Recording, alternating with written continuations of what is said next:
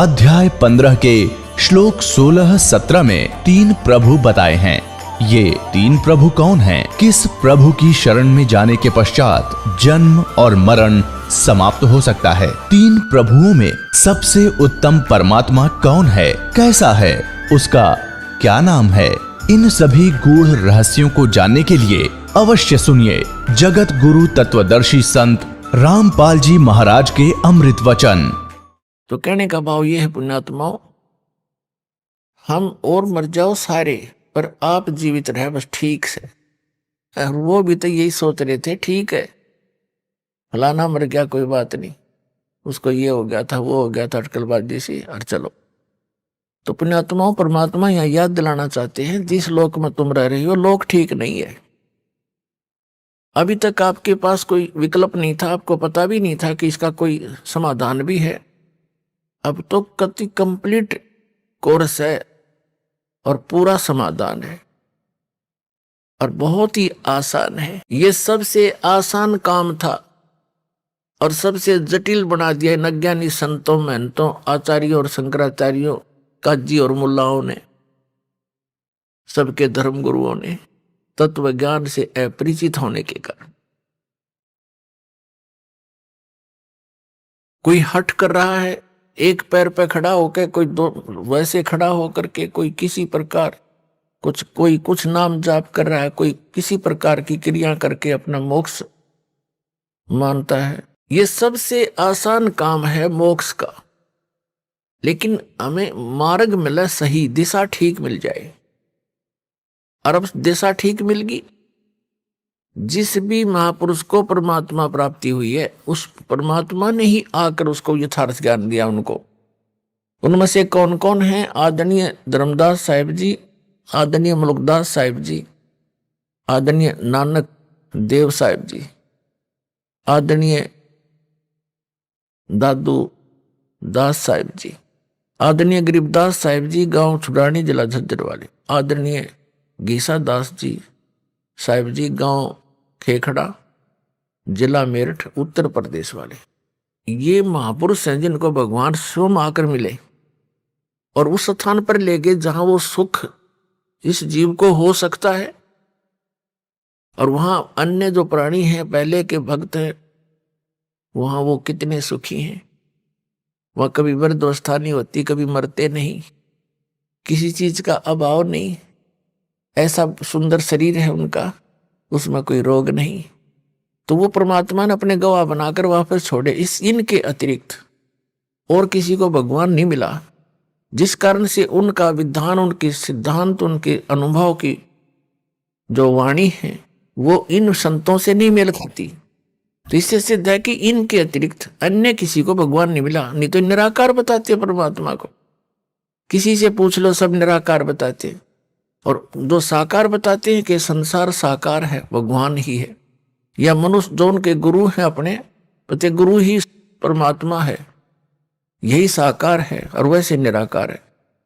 तो ये उवा बाई का ज्ञान तब तक बोलता है इंसान जब तक उसको यथार्थ मार्ग और यथार्थ ज्ञान और सही अनुभव नहीं होता।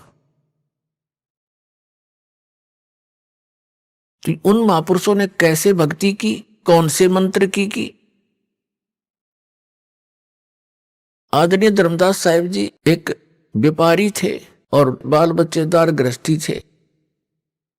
भक्ति करी, साधारण सा मंत्र है, सिंपल वे से इसकी साधना करनी है, बिल्कुल साधारण सी भक्ति है। चलते फिरते, उठते बैठते, काम करते करते, जब भी पहले मानसिक कार्य नहीं होते थे, आजकल तो जैसे कार्यालयों में काम करते हैं, मानसिक कार्य ज्यादा बढ़ा दिए काल ने। शारीरिक कार्य होते थे, कोई भी था, कपड़ा बनता था, कोई जूते बनाता था, और कोई हल जोतता था, कोई मजदूरी करता था। तो ये सब शारीरिक कार्य ज्यादा होते हैं। तो उसमें चलते फिरते, उठते बैठते उस परमात्मा का नाम का सिमरण करना है बस। नाम उठत नाम बैठत नाम सोवत जागबे, नाम खाते नाम पीते नाम सेती लागबे। और किसी भी सदग्रंथ ने उठाकर देख ले, जो सदग्रंथ है उन्होंने यही समर्थन दिया है कि परमात्मा का नाम काम करते करते अपना कर्म योगी बनकर भक्ति करे, और काम छोड़कर बैठ गया तो तेरा निर्वाह कैसे होगा? गीता में यहां तक कहा है। तो अब वो मार्ग आपको मिल गया है, इसको स्वीकार करो और कल्याण करा लो, बहुत आसानी से बनेगी बात। अब क्या बताते हैं परमात्मा के साथी हमारे चले गए, हम भी चालन हार, कोई कागज में बाकी रह रही, तात लगी है वार। पतझड़ आवत देख कर बन रोवे मनमाही, ये ऊंची टहनी पात थे अब पीले हो जाई।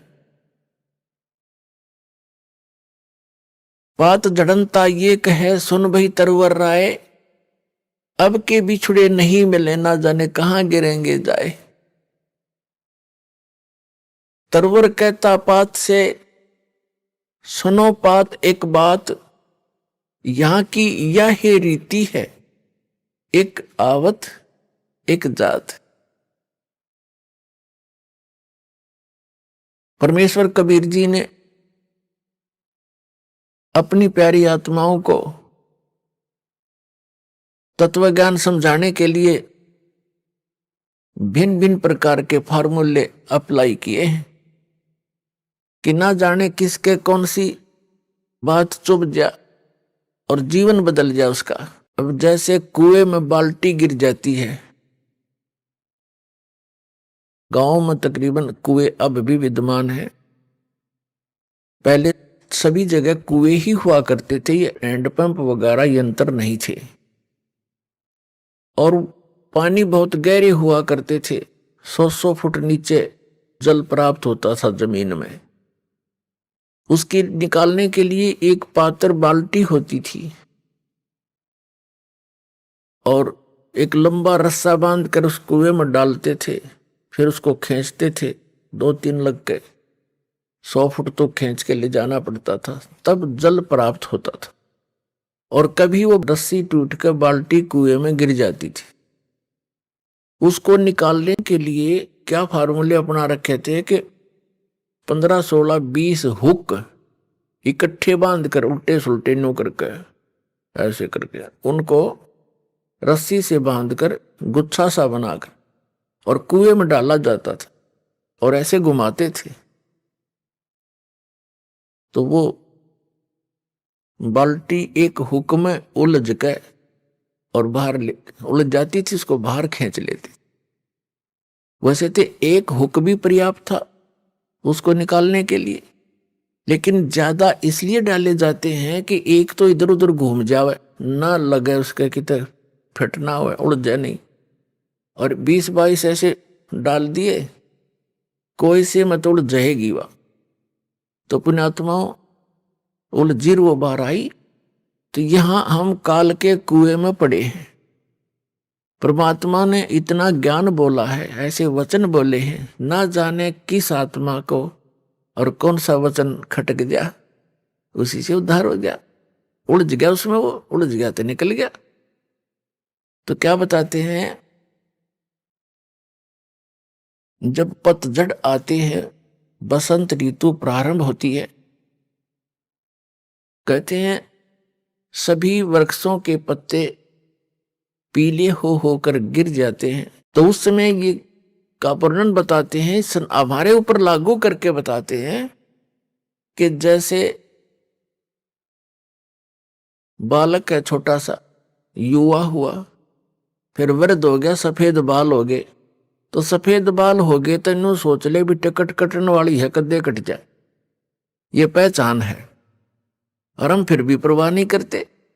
परमात्मा कहते हैं कि वो पतझड़ आवत देख के और बन रोवे मन माही, ऊंची टहनी पात थे वो अब पीले हो जाएं, नीचे गिर लग रहे पीले होकर।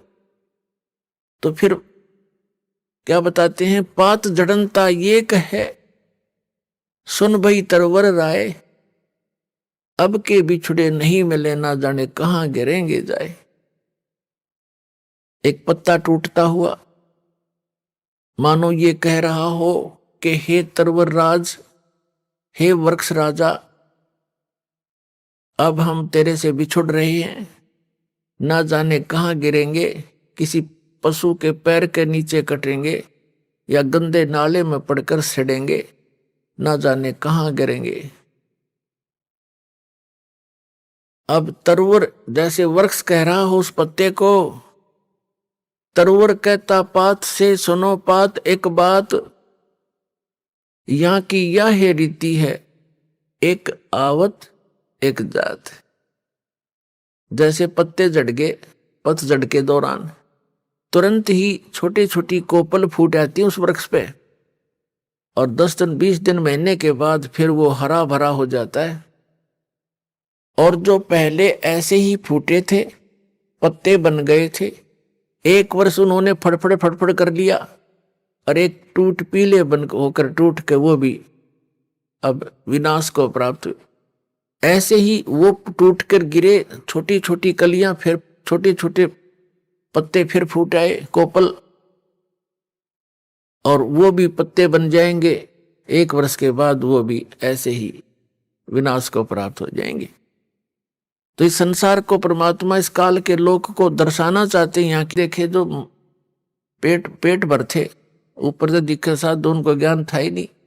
अच्छी खावे काजू किशमिश मेवार पेलन डंड कि 2 किलो पीवे दूध इकट्ठे, उनके तो आप लाल चेहरे होंगे, वो तो काल के पशु है। और जो संत है उन्हें तो टाइम पास करना मुश्किल हो जाता है। यहाँ पर जब ज्ञान हो जाएगा तो नए नए भक्त जाते थे, वो पूछते हैं कि महाराज जी आप हमें कभी खुश नजर नहीं आए, आप ऐसे रहते हो जैसे आपका कोई चीज गुम होगी हो, मायूस रहते हैं। तो नानक जी ने कहा कि ना जाने काल की कर डारे, और किस विध ढल जा पासावे, और जिनाते सरते मौत खुड़क दी, उन्होंने केड़ा हासा। कहा करते महात्मा कि तुमने ज्ञान कौन बालको, हमें अपनी मौत दिखाई देती है। 1 मिनट में 1 सेकंड में ना जाने काल के बिजली गिर दे किस क्षेत्र में डाल दे। सामने ठीक ठाक सोए थे, उड़ीसा में एक बार साइक्लोन आया था, ये बहुत जबरदस्त। पानी समुद्र का जल हवा के वेग से 30-40 फुट ऊंचा उठकर अरे से चल पड़ता, फुल स्पीड से 200 किलोमीटर प्रति घंटा की स्पीड से। और वो इतना प्रेशर से चलता है, जिस क्षेत्र में से गुजरता है उनके मकान मकोन सबको तहस नहस कर, और जो जितने भी उसके अंदर होते हैं सभी पानी में डूबकर मर जाते हैं। उनको कहीं इधर उधर जाने का समय नहीं मिलता। और वो सभी इसी तरह लगे हुए थे जैसे शेष बचे हुए लग रहे हैं, ये कर दूंगा वो कर दूंगा फलाना कर दूंगा, उस पर ऐसे कर दूंगा, ये कोठी बनाऊंगा। जो बनाना था वो प्रारंभ भी नहीं कर पाते। ये करना था जो भक्ति करो, परमात्मा ने याद रखो, और समर्थ की शरण में आने से ये आपदाएं भी टला करती हैं। तो क्या बताते हैं, ना जाने काल की कर डारे, किस विध ढल जा पासावे, और जिनाते सरते मौत खुड़क दी, उन्होंने केड़ा हासावे। हमने तो भाई अपनी मौत दिखाई देती है, और ना जाने यहाँ क्या बिजली गिर जा, और इसलिए सावधानी बरत रहे। और वहां जाने की चिंता है कोई गलती ना हो जाए और फिर काल के जाल में फंसे रह जाए। फिर उन्होंने पूछा कि भक्तों ने पूछा क्या आप सदा ऐसे रहते हो, क्या आपको कभी खुशी नहीं होती? संतों की जो खुशी है वो आत्मिक होती है, ऊपर लोग दिखावा नहीं होता। नानक साहब जी कहते हैं, साध मिले साढ़ा साधी होंदी, और विछड़ जान दिलगिरी वे, अख दे नानक सुनो जहाना मुश्किल हाल फकीरी वे। जब मुझे मेरे भक्त मेरे साध संगत आती है, सत्संग होता है, तो मेरी खुशी का ठिकाना नहीं होता, लेकिन वो दांदरे काट कर नहीं, अंदर से खुशी होती है। साध मिले साढ़ा साधी होंदी, और विछड़ जान दिलगिरी वे, और जब ये चले जाते हैं भक्त तब मुझे दिलगिरी होती है और चिंता सताने लग जाती है। किस चीज की? कि इनको मुश्किल से मैंने लाइन पर लाया है, विकारों से रहित किया है, उस परमात्मा को सतलोक में जाकर के देखा है, उससे प्राप्त ज्ञान के आधार से मैं इनको ज्ञान दे रहा हूं। क्योंकि आदरणीय नानक देव साहिब जी पहले हिंदू धर्म में जन्मे थे, श्री राम कृष्ण के कट्टर पुजारी थे, और ब्रजलाल पांडे के पास वो गीता पढ़ा करते थे, उनसे दीक्षा ले रखी थी। जब परमात्मा आए उनको सतलोक लेकर गए सचखंड बेई नदी से, एक साधु रूप में आए थे, जिंदा महात्मा के रूप में, परम अक्षर पुरुष सतपुरुष, और उनको साथ लेकर सतलोक गए सचखंड, फिर वापस छोड़ा था। 3 दिन तक वो अचेत कहीं गुप्त रखे थे, उनका शरीर आत्मा को लेकर गए थे। तो उन्होंने आकर जो भी उस मालिक से वार्ता हुई, जो भी उनका आदेश था कि ऐसे ऐसे इन पुण्यात्माओं को आप भक्ति मार्ग पर लाओ, मेरा ज्ञान बताओ, और इनको केवल इतना ही अभी स्टार्ट करना, जैसे पहली कक्षा के बालक को वो ABCD ही सिखाई जाती है, ए आ ईड़ा उड़ा ये सिखाए जाते हैं, इसे आगे वो ग्रहण भी नहीं कर सकता। तो उस समय भगत समाज की ये स्थिति थी कि एकदम एक समाज से हटकर अलग से कोई क्रिया करना कोई बालकों का खेल नहीं होता। पूरा हिंदू समाज विरोधी बन गया, वो पांडे भी विरोधी हो गए, खुद पिता भी कालू राम मेहता जी भी विरोधी हो गए उन नकली गुरुओं के बहकाने सिखाने से कि ये तो ब्रह्मा विष्णु महेश को भी नहीं मानता, ये तो शंकर जी की पूजा भी नहीं मानता, ये तो इससे ऊपर भगवान बताता है, नास्तिक पैदा हो गया। लेकिन उन्होंने परवाह नहीं करी, आंखों देख रहे, कौन माने उनको तुरुओं की बता, फिर जिसने आंखों देखा भगवान को सारा। तो इसलिए वेदों में वर्णित है कि वो सतपुरुष स्वयं आता है यहाँ, अपने अच्छी आत्मा को मिलता, जो दृढ़ भक्त होते हैं उनको अपने से परिचित कराता है, उनको उपदेश देता है। तो ये दृढ़ भक्त थे जिनको परमात्मा मिले। सारा समाज एक तरफ था, पूरा हिंदू समाज, और नानक साहिब जी एक तरफ थे, डगमग नहीं हुए। ढूंढा अपने जितना भी मेहनत करी, खूब जगह जगह प्रचार किया, फिर प्रचार किया हुआ जो 10-12 वर्ष प्रचार किया उन्होंने। तो ऐसी बात नहीं, कुछ एक व्यक्ति पुण्यात्मा उनके ज्ञान से परिचित हुए, लेकिन बहुत कम। फिर वो एक स्थान पर रहने लगे, अपने घर पर ही 16 वर्ष अपने घर पर रहे, फिर अपना खेती का कार्य भी करते थे और सत्संग भी करते थे। तो भगत जन आने लगे, वहां सत्संग सुनने लगे। तो नानक साहब जी कह रहे थे कि भाई इनको मुश्किल से दिशा दी है, और जब ये यहां से जाते हैं सत्संग सुनकर, मुझे इनकी चिंता सताने लग जाती है कि कोई काल का दूत इनको फिर से भ्रमित ना कर दे, परमात्मा के बच्चों को फसल में कोई कीड़ा ना लग जा। और जब ये वापस आ जाते हैं एज इट इज अगले सत्संग में, तो मेरी खुशी का ठिकाना नहीं रहता कि मेरी फसल परमात्मा का बाग सुरक्षित है। साध मिले साड़ी शादी होंदी, विछड़ जा दिलगिरी वे, अखदे नानक सुनो जिहाना, मुश्किल हाल फकीरी वे। कि यह भक्ति बड़ी मुश्किल बना दी, क्योंकि सत्य ज्ञान देने वाला एक, मिसगाइड करने वाले अनेक। तो एक उस समय एक की बात को स्वीकार करना हंसी खेल नहीं होता। वहां से जाते ही कोई कुछ कह रहा है, कोई कुछ कह रहा है, वाह भाई वाह, तुम कहां से ले आए कबीर भगवान, तुम कहां से ले आए ये ज्ञान, ये नाम। तो इसलिए रह रहकर सत्संग में आने से दृढ़ हो जाते हैं, प्रमाणों से परिचित हो जाते हैं, तो फिर वो भक्त सॉलिड हो जाते हैं, डगमग नहीं होते। तो इसलिए भय नहीं मानते अन्यों को मरते हुए देखकर भी, क्योंकि हमें तत्व ज्ञान नहीं, हम बालक जैसे हैं। 10 बच्चे हों छोटे छोटे और खेल रहे हो, साथ में गड्ढा हो, 10 के 10 गिर जाएंगे उसमें। एक गिर गया, दूसरा भी खेलता खेलता, तीसरा भी, क्योंकि उनको पता है नहीं ये मर रहे हैं, तू बच जा। उनकी इतनी बुद्धि काम करती ही नहीं। तो आज जब तक आपको ये तत्व ज्ञान नहीं होगा, आप उस स्थिति के बच्चे हैं। अब इस ज्ञान से आपकी बुद्धि विकसित होगी, फिर डर लगेगा, डर लगेगा तो उसका समाधान भी होगा। तो इसी प्रकार परमात्मा हमें ये ज्ञान कराना चाहते थे कि तुम इस झूठे सुख को सुख कहे, ये मान रहा बनमोद, ये सकल चबीना काल का, कुछ मुख में कुछ गोद। इस झूठे सुख को सुख मान बैठे तुमने सुख का तो आभास भी नहीं है। चाहे सारी पृथ्वी का प्रधानमंत्री बन जाए, सारी पृथ्वी का राष्ट्रपति राजा बन जाए, और उसको भी सुख नहीं हो सकता। सुख है ही नहीं यहाँ पर।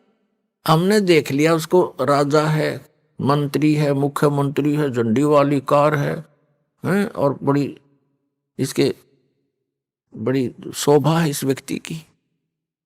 उसके अंदर झांक कर देखो, 36 टेंशन लिए फिरता है वो सारा दिन।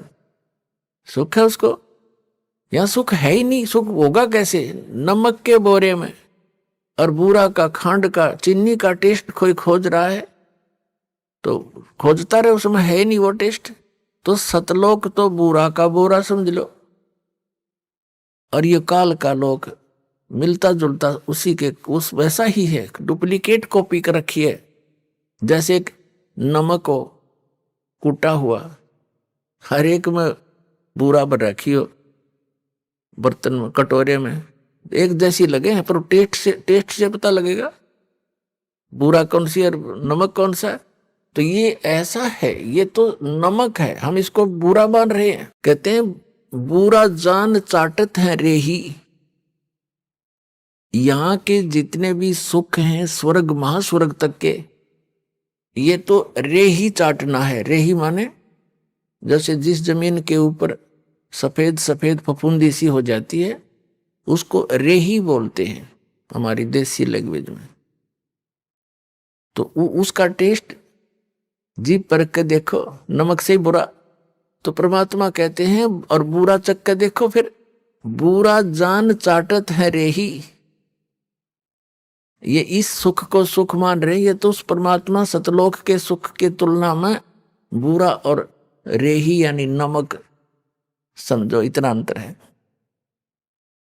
तो क्या बताते हैं परमात्मा कि तुम्हें अब बालक हो, डर नहीं लगता मृत्यु से।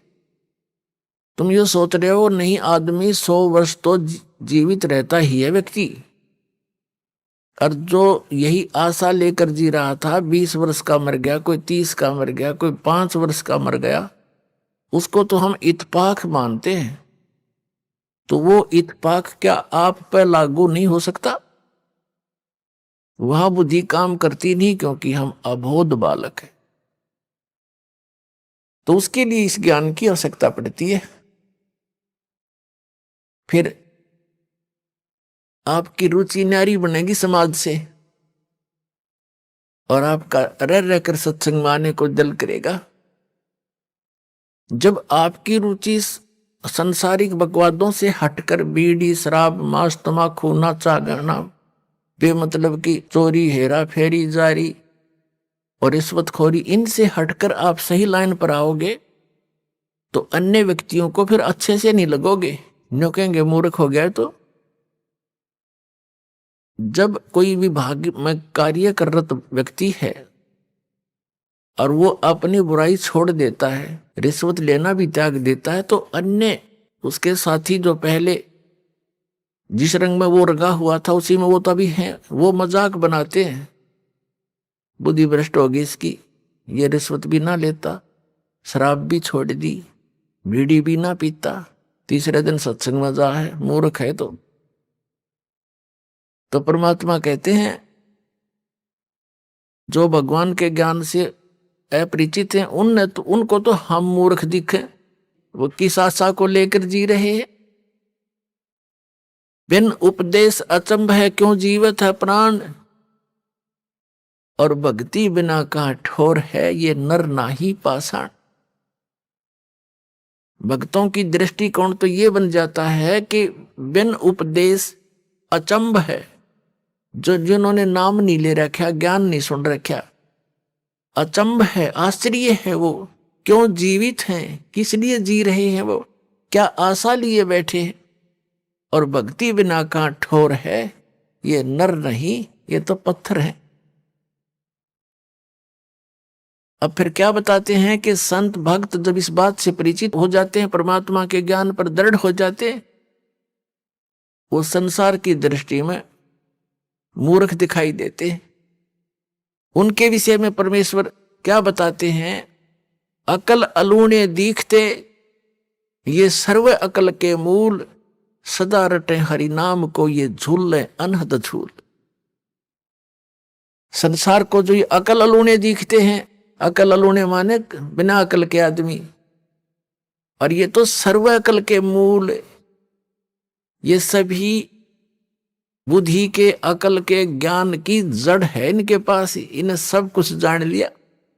और लोग इसने अकल अलूणे के हैं, बिना अकल के सत्संग में जाते हैं, पैसा बर्बाद करते हैं, काम छोड़ देते हैं, हर दो सारा दिन वही घर पे रहते हैं, सारा कुछ सारा जीवन उसी पर लगा देते हैं। एक झटका लगते ही 50,000 की हानि हो जाती है, कोई भैंस मर जाती है, फसल नष्ट हो जाती है, कोई बच्चा बीमार हो जाता है, वो गया सारा कमा कमाया। और हम परमात्मा की शरण में आएंगे, ये घटनाएं बचेंगी हमारी, तो हमें तो लाभ हो यार, परमात्मा मिलेगा वो अलग से लाभ हमारे को। तो कहने का भाव ये है कि वो वहां पर रहते हैं और तो भी हानि हो जाती है, और परमात्मा की शरण में जो आते हैं, सच्चे दिल से चलते हैं, उनके वारे न्यारे होया करें। जब भक्ताएं कहानी होगी तो फिर भक्ति कौन करेगा? जरूरत नहीं फिर भक्ति की, आगे खड़ा पाओगा परमात्मा। बहुत से ऐसे प्रमाण हैं, लेकिन हम उनको थोड़ा सा अवॉइड ही कर लेते हैं कि ऐसा तो वैसे भी हो गया होगा, ऐसा हो गया होगा। एक भक्त बता रहा था जी, उधर से तो सत्संग का समय आ गया और खेत में सिंचाई भी करनी अनिवार्य थी, तो मैंने सोचा चल देखी जागी, बच्चों को कहा अभी देख लियो, टाइम मिले तो तुम अपना काम संभाल लेना। मैं यहां सत्संग में आ गया, और जिस दिन मैं सत्संग में आया उसी दिन नहर से पानी लगाना था, वह नहर बंद होगी, किसी कारण से किताब ब्रीच होगी उसमें, जिस कारण से वह बंद होगी, कुछ भी कारण बना। तो चिंता तो यहां आया था, चिंता तो सता रही थी कि पानी वार गया, उसका जमीन फसल खराब होगी, कोई बात नहीं, परमात्मा और देगा कि तय कहे। क्योंकि ज्ञान यहाँ आने से बहुत सांत्वना मिलती है इस आत्मा को जो सदा भटकती रहती है। सत्संग सुनकर 2-3 दिन वो गया, फिर वापस पता चला कि उस दिन नहर नहीं आई, पानी ही नहीं था। और 4 दिन के बाद फिर आ गई, और उसी के वार में आ गई, वो फिर पड़ गया 4 दिन के बाद। तो ये चाहे इत्तेफाक हो, पर उसका दृढ़ पक्का विश्वास हो गया कि सचमुच भगवान जो चाहे सो करते। तो इस तरह की घटना हमारा गेल घटा करेंगी, क्योंकि भगवान ऐसा ही काम करता है। अपने जन के लिए कहते 100 साल सिद्धर मैं करूं अपने जन के काज, एक मेरे ऊपर विश्वास तो करके देखो।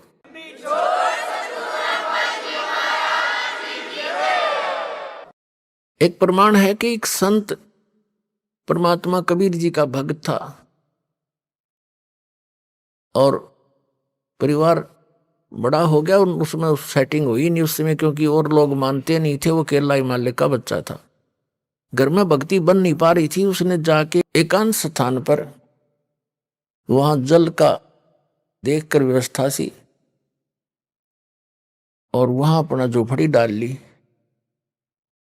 वहां से फल फूल लावे तोड़ के खावे, और अपना भक्ति करे, दिन रात साधना कर रहा था। एक दिन वो बीमार हो गया, और उसने सिद्धांत सा बना रखा था कि पहले मैं मुंह धोऊं, हाथ पैर मुंह धो करके फिर अपना अन्य काम करूं, ऐसा नियम था उसका। जब तक वो हाथ पैर मुंह कुरला वगैरह ना कर लेता था, तब तक उसने अपना नियम बना रखा था, बाकी जैसा भी। तो वो अन्य कार्य नहीं करता था, कुछ आहार भी नहीं करता था। वो एक बार बीमार हो गया, चलने में असमर्थ हो गया, और उसको नीचे जाकर के, काफी नीचे, पहाड़ से नीचे उतरकर ऐसे ऐसे घूमकर तालाब में जाना पड़ता था, वहां हाथ पैर मुंह धोता था, स्नान करता था, प्रतिदिन का उसका कार्य था। उस दिन वो ऐसा नहीं कर पाया, तो उसने बहुत चिंता बनी और कसक के साथ मालिक को याद किया है परमात्मा, आज तक आपने इस दास को कभी भी ऐसे नहीं रहने दिया, आज मैं विवश हो गया और मैं हाथ पैर मुंह नहीं धो सकता, मैं कुछ खाऊं भी नहीं गा। ये सोचकर उसने दृढ़ निश्चय करके अपना लेट गया। एक दिन बीता, 2 दिन बीता, 3 दिन, तीसरे दिन देखा परमात्मा ने कि शायद ये अट्ठी आदमी पर भगत सच्चा है, बाकी इस तरह की आंट लानी नहीं सी है भगत ने। फिर भी क्या किया मालिक ने, इतनी वर्षा कर दी, इतना पानी बरसा दिया, कुछ ही समय में पूरी पृथ्वी पर जल हो गया। अब वहां जल तभी पहुंच सकता था जब पूरी पृथ्वी पर 200 300 फुट पानी खड़ा हो जाए।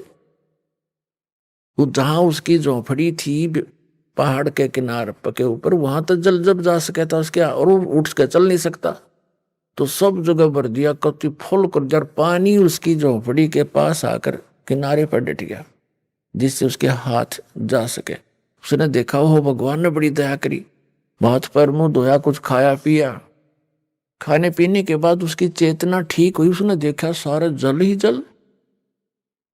बोले फिर वो रोने लग गया दूसरी तरफ से, भगवान मुझ नीच के कारण सारी दुनिया मर गई, हे परमात्मा मैं पाप का भागी बन गया दाता, अब मुझे जिया नहीं जागा, ये पाप देखा नहीं जागा। फिर वो दूसरी तरफ से रोने लग गया।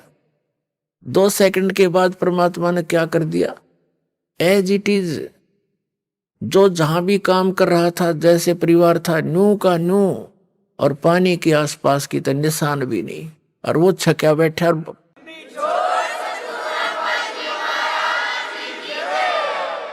किसी को आभास भी नहीं होने दिया, और उसका पेट भर दिया। तब आकाशवाणी करी के भक्त, दारी मेरे संत की वो से मिले ना अंश, और भला बुरा बाचे नहीं। ये बकवाद इस तरह की आठ अडांस लावा नहीं, सोई हमारा वंश। अब उसके माध्यम से अन्य को भी शिक्षा दी परमात्मा ने कि ठीक है, जो मेरा भक्त धारणा कर लेगा उसके लिए मैं कुछ भी कर सकता हूं, पर थोड़ा बहुत सोच समझ कर डिसीजन लेना चाहिए तुम्हें। तो क्या बताते हैं आदरणीय गरीबदास साहिब जी अपने कबीर परमात्मा के विषय में बताते हैं कि मौला थल से जल करे और जल से थल कर देत, और साहेब तेरी साहेबी अब श्याम कहूं सवेत। क्या बताते हैं कि वो मौला कबीर परमात्मा पूरी पृथ्वी पर 1 सेकंड में जल जल भर दे, और दूसरी सेकंड में वैसा ही कर दे, उसी तरह जैसे जो जहां बैठा था एज इट इज, पूरा स्वस्थ परिवार सारा काम नो का नो कर सकता है। वो परमात्मा इतना समर्थ है। फिर कहते हैं कि हे साहेब तेरी साहेबी, हे परमात्मा आपकी लीला को अब श्याम कहूं सवेत। श्याम तेनो का अगर काला काला धन यानी काला आदमी है यो भाई निकम्मा, और सवेत ने कहा साफ आत्मा का आदमी है। ते अब कहते हैं तुझे मैं बुरा कहूं कि अच्छा कहूं। कहते हैं मौला थल से जल करे और जल से फिर थल कर देत, फिर उसा कर दिया उसने सब कुछ मिटा दिया और फिर जो का त्यों बना दिया। नो कहे साहेब तेरी साहेबी, ये परमात्मा तेरी लीला ने इब काली कहूं सफेद, तने बुरा बताऊं का अच्छा। यानी ये परमात्मा वो समर्थ है कि तू गलत कर ही नहीं सकता। अगर तेरे पर कोई निश्चय करके रहता है तो 100 आपत्तियां आती दिखेंगी, ऐसे फेंक देगा ठाक है कि तो खोज ही नहीं मिलेगी।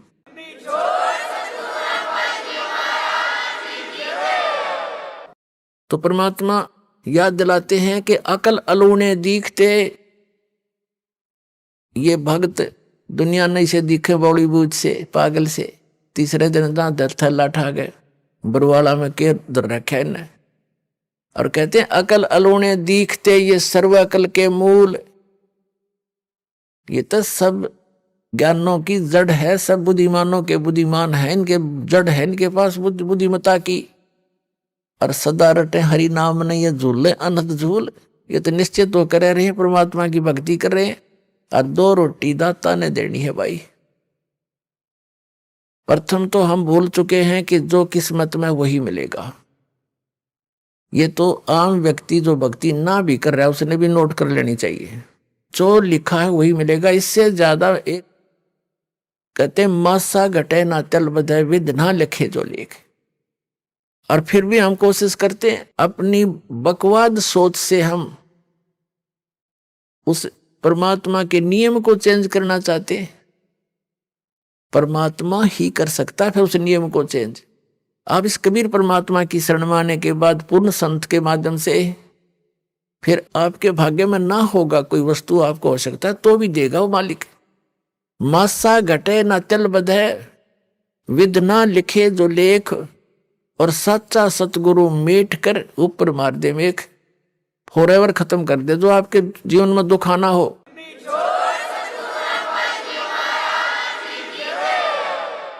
पूरा संत पूरा सतगुरु कबीर परमात्मा का बच्चा उसका पुजारी वो कर सकता है काम। अब कहते हैं मासा घटे ना तल बधे विद ना लिखे जो लेख, और सच्चा सतगुरु मेट के ऊपर मार दे मेघ। अपने आत्मा तो ये सब के ने अपने पल्ले नोट कर लेना चाहिए। जो भक्ति नहीं कर रहे उन्हें भी इस बात का ध्यान करना चाहिए कि जो किस्मत में वही मिलेगा।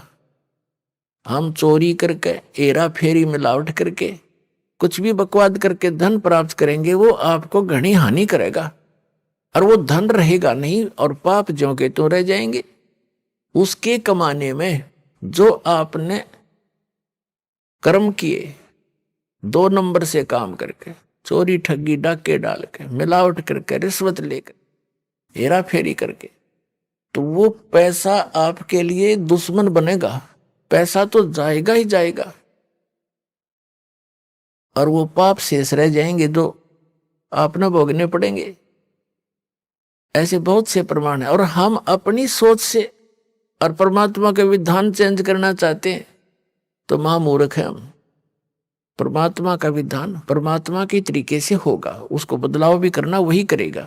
उसने तरीका बता दिया है कि परम संत की शरण में आकर के सतभक्ति करने वाले के फिर सभी प्रारब्ध के पाप कर्म भी नाश हो जाया करते हैं। अब कोई कहता है कि प्रारब्ध में जो लिखा है वो तो आपने भोगना ही पड़ेगा। बिल्कुल ठीक है, जब तक आप उस संत और उस परमात्मा की शरण ग्रहण नहीं लेते जो इन पाप कर्मों का नाश करने में सक्षम है, तब तक तो आपने ऐसे ही होगा, जैसा कर्म किया वैसा ही भोगना पड़ेगा।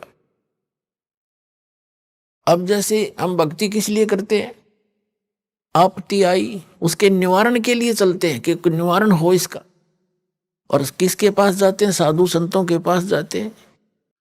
तो वो फिर तरीके भी बताते हैं, ऐसे होने से ऐसे हो जाएगा। जब नहीं होता है तो कह देते हैं कि तेरे भाग्य में है भाई, ये तो भोगना ही पड़ेगा। पुण्यात्माओं, जो भाग में दुख होना है और वो भोगना ही पड़ेगा, फिर भक्ति की क्या आवश्यकता रहेगी, तो नास्तिक हो जाएंगे कुछ दिनों में। एक व्यक्ति कह रहा था, एक भक्त था, हमारे गुरुदेव का भक्त था, और उसने दीक्षा ले ली। वैसे तो नहीं लेता, वो नास्तिक टाइप हो रहा था। फिर किसी से उसने हाथ दिखा लिया, अपने जो जंतर मंत्र ये ज्योतिष वाले होते हैं, पामिस्ट। उसने बताया कि तेरी आयु 27 वर्ष की है, उसके बाद जीवन शेष नहीं तेरा।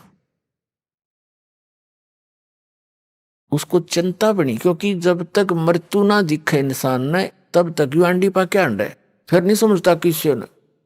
और जब इसको न्यू पता लग जाए तेरी मृत्यु होगी, फिर इसकी गिगी बन जाती है।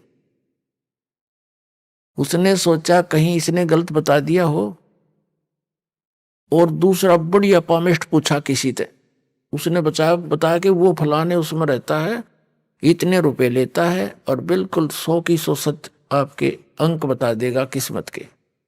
वहां गया, उसने भी जाते ही बताया तेरी आयु 27 वर्ष की है। अब चिंता का ठिकाना तो नहीं रहा, लेकिन फिर भी सोचा और पूछूं, 3-4 से उसका कहता मैंने पूछा, और सब ने एक फाइनल कर दिया। और उसमें उम्र थी उसकी सारी 23-24 वर्ष की।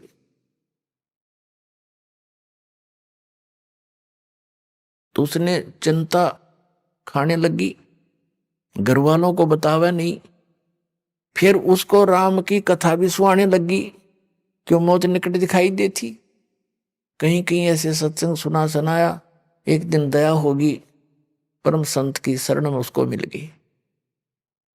अब वो भक्ति में दृढ़ होकर लाग गया। घर वाले कहें तेरा बीमारी क्या है? वो कहे मैं ठीक हूं, कोई दिक्कत नहीं है। ना ढंग से खावे, ना उठ पैर, ना घनासा बैठ के किसी से बात करे, ना हंसे। तो उन्होंने सोची भाई, फिर उसकी शादी कहने लगे शादी करते हैं तेरी। बोला मैं शादी ना कराता, विवाह भी नहीं कराया उसने। इस चिंता में 27 साल की उम्र में मैं मर लूंगा, बालकन कौन पालेगा। अब वो 27 साल का हो गया, और जब 27वां वर्ष आया तब तो उसकी कति और 2 रोटी खाओ था एक रहेगी। और लेकिन भक्ति में ठीक लगा रहा। अब जब देखा उसने 27वां वर्ष पूरा हो गया, यानी दिसंबर का 31 तारीख आई, तब उसने सोची भाई चलो, उसकी अपनी जो डेट ऑफ बर्थ थी उसके हिसाब से जो डेट था उसने फिक्स करके उसने सोचा 1-2 दिन आगे पाछा हो जाया करे, बात तो लो लग रही है। तो आ लिया टाइम। 1 दिन गया, 2 दिन गया, 3 दिन गया, चौथा दिन भी इंतजार करी, 5 दिन हो गए, 10 दिन हो गए, 15 दिन हो गए। उसने सोचा हाथ फेर दिखा लूं। वो फिर गया उन पामिस्टों के पास जो सबसे बढ़िया वाला था। उसने नो ना बताई कि आपने पहले नो बता रखी थी, कभी फिर वाई बता दे। उसने जाकर देखा, जी मेरी कितनी उम्र है? उसने बताया भाई तेरी उम्र तो 70 साल की है।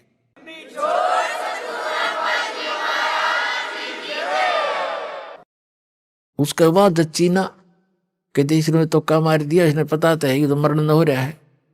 उसने फिर दूसरे को दिखाई, उसको दिखाई, उसने भी बताया कि भाई 70 वर्ष जीवेगा तो बच्चा, तेरी उम्र 70 वर्ष की है।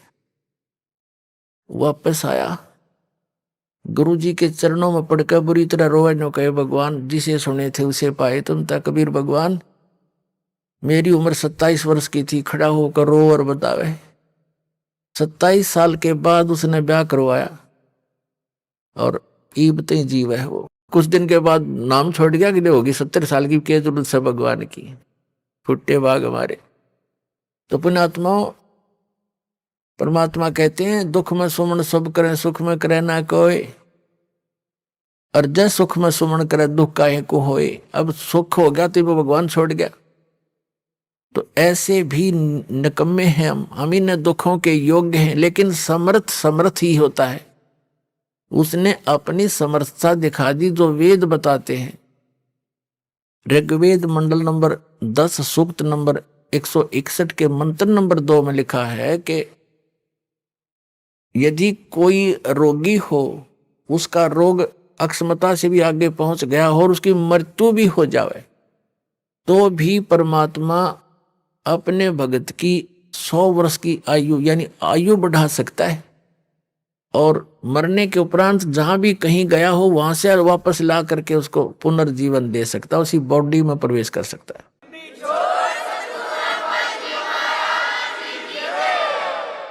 तो वो परमात्मा ये कबीर जी हैं। तो कहते मासा घटे न तिल बधे, विद ना लिखे जो लेख, और सच्चा सतगुरु मेट कर ऊपर मारे मेख। अब मेख मार दी उसकी, परमात्मा ने बढ़ाकर उसकी खत्म कर दिया कि नहीं मरेगा। और ये है समर्थ की शक्ति। लेकिन हम सत्संग के अभाव से फिर विचलित हो जाते हैं। उसने अपना फिर जीवन नाश कर लिया मूर्ख ने। वो फिर हमारे गांव में ब्याह गया था, 27 साल का हो रहा था, और हमने उसका खूब याद है ये बातें। तो पुण्यात्माओं, आपका सौभाग्य, आपने ये वचन भी सुनने को मिल रहे हैं। ना काल तो आपके कान के छींट भी ना लगने देश ज्ञान की। कोई कितना फंसा रखा है, कोई कितना उलझा रखा है, कोई वैष्णो देवी पर जहाँ बेचारे इतने पहाड़ों पर चढ़ जाते हैं, कोई सालासर जा रहा है, कोई बालाजी जा रहा है, कोई मंदिर मस्जिद गुरुद्वारों में ही अपना भक्ति का आधार बनाकर जा रहा है। ये सब काल के द्वारा भ्रमित कर दिए। अब ये ज्ञान शुरू किया परमात्मा ने, और जो यहाँ आएगा उसका कल्याण अवश्य होगा और उसके ये सुख अवश्य मिलेंगे उनको।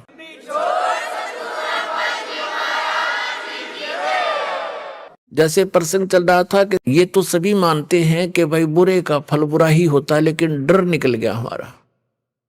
डर कब निकलता? जब हमें ज्ञान नहीं रहता। अब हम अपनी मर्जी से, अपने व्यवस्था से भगवान के विधान को त्याग कर स्वयं अपने कर्म के लेख को चेंज करना चाहें, कभी नहीं हो सकता। जिस समय कंस ने अपनी बहन देवकी का विवाह श्री वासुदेव जी से किया, श्री कृष्ण जी के माता पिता थे वो, और कंस उनका मामा था, तो उसने बड़े प्यार से अपनी बहन का विवाह किया और उसको सी ऑफ करने के लिए अपनी नगरी की सीमा तक छोड़कर आते थे। स्वयं रथ को चला रहा था और दोनों उसके बहनोई और बहन रथ के पीछे बैठे थे। रास्ते में आकाशवाणी होगी कि तेरे मारने वाला कंस तेरी बहन की कोख से पैदा होगा, उसका 8वां पुत्र तेरी मृत्यु का कारण बनेगा। अब देख अकल की कमी है। एक तरफ तो कंस ने वह आकाशवाणी साची मान ली कि 8वां पुत्र होगा तेरी बहन का, तेरी मौत उसके हाथों है। ये तो अटल मान ली उसने, सच्ची होगी। फिर जो सच्ची मानी तो उसने फिर उसको बदलने के तरीके अपनी सोच से अपनाए, अज्ञानियों की सलाह से। वहीं से रथ को वापस मोड़ लाया और उनको दोनों को मारने लगा। अब अपनी मौत तो इतनी प्यारी, और बहन और बहनोई की मौत उसने कुछ भी ना समझी, अकल के हीन ने। तब उसकी बहन कहने लगी, भाई मुझे मारे ना, क्यों? बहन भाई का लगाव न्यारा ही होता है। भले ही वो इस बात को सोच रहा था, फिर भी बहन की इस पुकार को पर उसने जोर देना पड़ा। कुछ रजा मालिक की थी। आइए अब हम उन श्रद्धालुओं के अनुभव जानते हैं जो जगत गुरु तत्वदर्शी संत रामपाल जी महाराज जी से दीक्षा प्राप्त कर चुके हैं तथा उनके द्वारा बताए गए भक्ति मार्ग पर चल रहे हैं। नमस्कार सर। नमस्कार सर। सर क्या नाम है आपका? मेरा नाम दरवेश। दरवेश जी आप कहाँ से हैं? मैं रुद्रपुर उत्तराखंड से। दरवेश जी, संत रामपाल जी महाराज से नाम दीक्षा आपने कब ली? मैंने सन 2019। संत रामपाल जी महाराज से नाम दीक्षा लेने से पहले आप क्या भक्ति साधनाएं किया करते थे? मैं भगत जी अन्य देवी देवताओं की भक्ति किया करता था। तो फिर क्या कारण बना कि आप संत रामपाल जी महाराज की शरण में आए? भगत जी ऐसा था, जैसे मैं शराब बहुत पीता था। मैं जब सुबह उठता था, सुबह से लेकर शाम तक, जब तक मैं सो नहीं जाता था, भगत जी मैं बहुत शराब पीता था, जिस वजह से मेरे घर वाले मुझसे बहुत परेशान रहते थे, मेरी माता जी मुझसे बहुत परेशान रहती थी, और भी जैसे मोहल्ले में लड़ाई झगड़ा बहुत करता था मैं शराब पी के, गाली गलौज वगैरह, इस वजह से मुझसे बहुत परेशान रहते थे। अब उसी दौरान भगत जी संत रामपाल जी महाराज के शिष्य हैं एक हमारे मोहल्ले में, तो उनसे मेरी मुलाकात होती थी शाम को। मैं शाम को शराब पी के आता था, भगत जी वो मुझे रोड पे मतलब मिलते थे। अब मैं उनसे भगत जी बहुत उल्टा सीधा कहता था, पर वो मुझसे कुछ नहीं कहते थे। अब एक दिन मैं रोज़ का मेरा यही था, मैं रोज़ उनसे कहता था, वो रोज़ मुझसे कुछ नहीं कहते थे, शांत रहते थे। अब मैंने फिर बहुत उल्टा सीधा उनसे कहा, वो शांत रहे, कुछ नहीं बोले मुझसे। मैं घर जाके सो गया भगत जी। अब मेरे को रात को नींद ना रहे, मैं सोच रहा मैंने क्या कह दिया, ये जो भगत जी मुझसे कुछ बोले ही नहीं। अब मैं फिर सोचता रहा, सोचते सोचते मेरे दिमाग में आया, भगत जी मैं एक बार उनसे जाके माफ़ी मांगूं। मेरे अंदर से प्रेरणा हुई कि भगत जी से एक बार तो माफ़ी मांग लूँ। फिर मैंने माफ़ी तो नहीं मांगी, पर मैंने भगत जी से ये कहा, भगत जी आप ऐसा कैसे, मैं आपको बोलता हूँ आप कुछ बोलते ही नहीं मुझसे। भगत जी बोले कि भाई हम ये सब नहीं करते हैं, ये सब बेकार है जो आप पी रहे हो, ये शराब पूरा पी रहे हो, ये फिर परमात्मा की मतलब।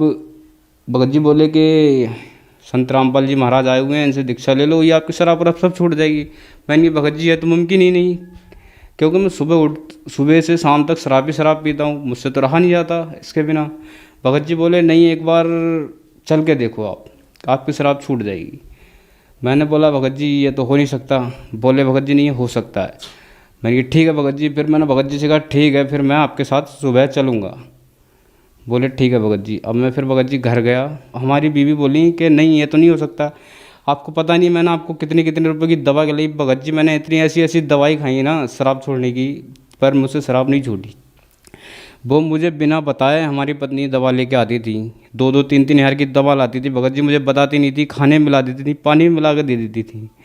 और मैं भगत जी वो दवा खा भी लेता था, तब भी मतलब जैसे ही मैं शाम को जाता था या सुबह जब भी मैं जैसे भट्टी पे पहुंचता था, अब जैसे मैं पहले ही पैक लगाता था तो मुझे पता लग जाता था कि मुझे दवाई खिलाई गई है। मैं भगत जी अपनी भगतमती को मतलब बीबी को फ़ोन करके बोलता था कि आपने क्या दवा खिलाई? वो मुझे मना ही करती थी कि नहीं मैंने नहीं खिलाई। मैं बोलता था नहीं खिलाई तो कोई बात नहीं, मैं फिर पीना शुरू कर देता। मुझे बहुत उल्टी विल्टी बहुत ज़्यादा दिक्कत हो जाती थी, तबीयत मेरी बहुत बिगड़ जाती थी। मैं फिर भी नहीं रुकता था। मैं उनसे कहता था या तुम मुझे सच बता दो या फिर मैं ऐसे ही पीऊँगा, मर जाऊँगा और क्या होगा इससे ज़्यादा। अब वो हमारी बीवी कहती थी कि हाँ मैंने खिलाई। जब मैंने ये मरने का नाम लिया तो बोली हाँ मैंने ही खिलाई आपको दवा। तो मैंने उनसे कहा देखो आप मुझे दवा मत खिलाओ, अगर मेरी शराब छूटेगी तो ऐसी छूट जाएगी, आप मुझे दवा मत दो। बोले नहीं। तो उस दिन भगत जी यही हुआ, मैं वहाँ घर गया भगत जी से मिल के, तो हमारी जो हैं बीवी वो बोली कि ये नहीं हो सकता, मैंने आपको दवा खिलाई आप कैसे छोड़ सकते हो। मैंने की भी ऐसे ऐसे कह रहे हैं भगत जी जो नीचे रहते हैं अपने, महजदास नाम है उनका। तो वो बोली कि ठीक है भाई तुम्हारी जैसी इच्छा, देख लो जाके। अभी मैं तो हार गई दवा खिला खिला के। मैं गया नानकबता संत रामपाल जी महाराज जी का नामदान सेंटर है, तो मैं वहाँ गया। अब वहाँ जाने के बाद भगत जी के साथ में गया, भगत जी ने मुझे वहाँ ले गए। तो नामदान सेंटर पे भगत जी ने मुझे नियम वगैरह बताए थोड़े से। मैंने कि भगत जी मैं तो पहले से परेशान हूँ, इन नियमों का कुछ नहीं होगा, मैं तो तुम मुझे उपदेश दे दो, बस मेरी शराब छूटे कैसे भी करके। फिर मैंने संत रामपाल जी महाराज से दीक्षा ली।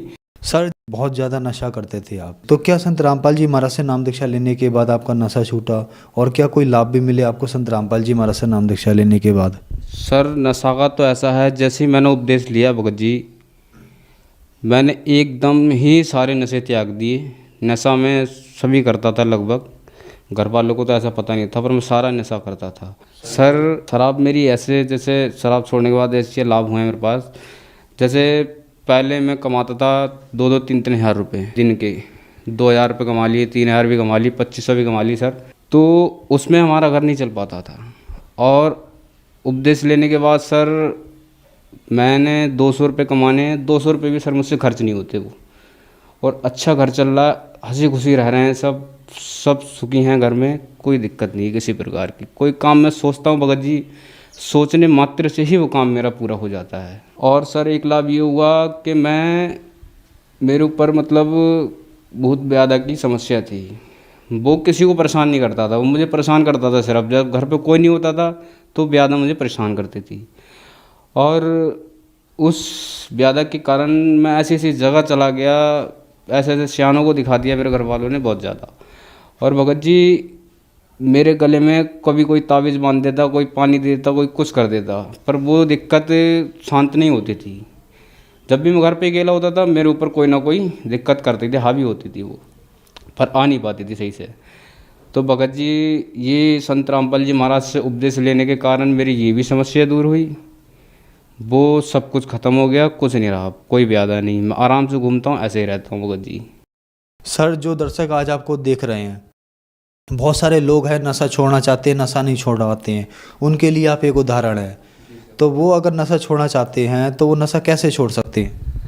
सर मैं उन सभी युवाओं से ये कहना चाहता हूँ कि संत रामपाल जी महाराज के शरण में आएँ, उनसे उपदेश लें, उनके जो मंत्र दिए जाते हैं वो जाप करने से ही सारी नशा छूट जाते हैं। सर संत रामपाल जी महाराज से नाम दीक्षा कैसे ले सकते हैं? संत रामपाल जी महाराज से नाम दीक्षा ऐसे ले सकते हैं कि भिन्न भिन्न चैनलों पे संत रामपाल जी महाराज का प्रोग्राम चल रहा है, वो नीचे पीली पट्टी चलती है, उस पर आश्रम के नंबर दिए जाते हैं, वो किसी भी नंबर पे आप फ़ोन करके नामदान सेंटर का पता लगा सकते हैं और उपदेश ले सकते हैं। धन्यवाद सर। सत सही।